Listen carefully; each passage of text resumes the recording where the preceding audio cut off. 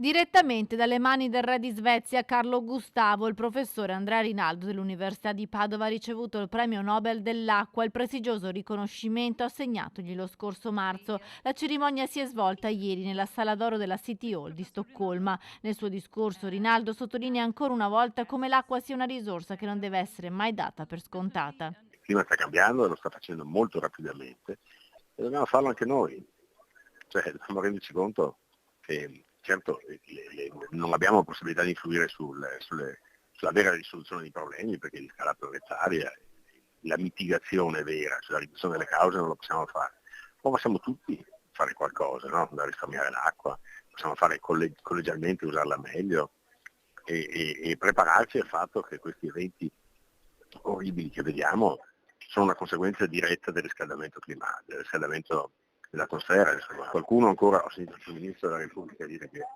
non è sicuro che sia colpa nostra il riscaldamento globale, la cosa mi ha colpito molto, ma è assolutamente ovvio che la colpa è dell'uomo, ma al di là di questo, colpa di non importa, ma la constatazione che l'atmosfera sempre più calda comporti eventi estremi di tutti i tipi, siccità, piene, questo è evidente. Il professore veneziano d'origine, dal 1992 ordinario di costruzione idraulica all'Università di Padova, confessa che la sua grande emozione per ieri sera era più la preoccupazione per le regole del protocollo durante la premiazione con i Reali di Svezia. I miei due nipotini, che hanno 5 e 3 anni, erano reclutati non per la cerimonia ma per dare i fiori alla regina. E siccome non eravamo sicuri che fossero così obbedienti, eravamo preoccupatissimi.